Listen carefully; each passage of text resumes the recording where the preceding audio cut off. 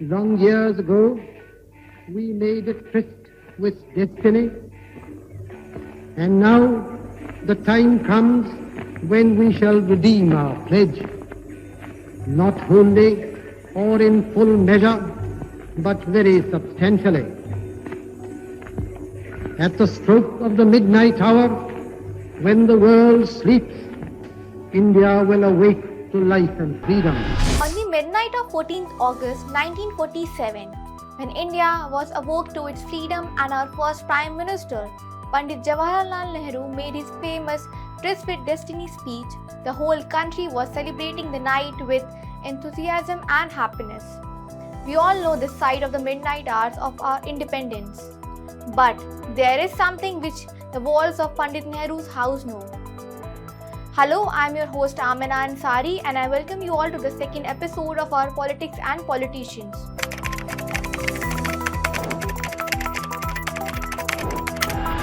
Today I will share with you a lesser known story about our first Prime Minister Pandit Nehru. Jawaharlal Nehru's famous Tryst with Destiny speech was not a speech pre-prepared but was heartfelt. Book titled Freedom at Midnight by Larry Collins narrates the condition of Nehru on the midnight of Freedom Day.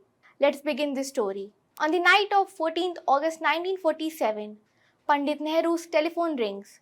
He hears some distressing information from the person on the other side of telephone. This telephone call breaks Nehru.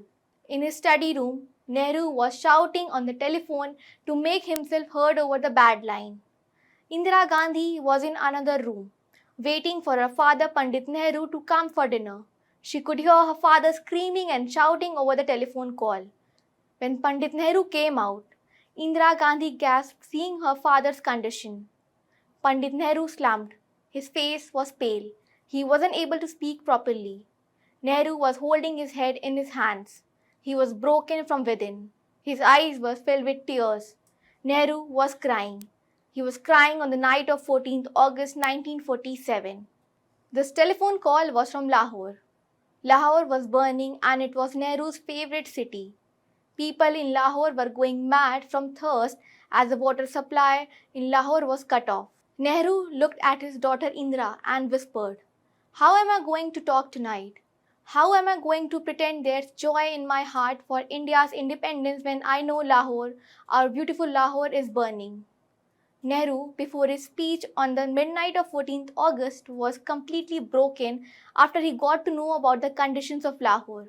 A point to note here is that on the particular night of 14th August 1947, Lahore was not declared as a part of Pakistan yet.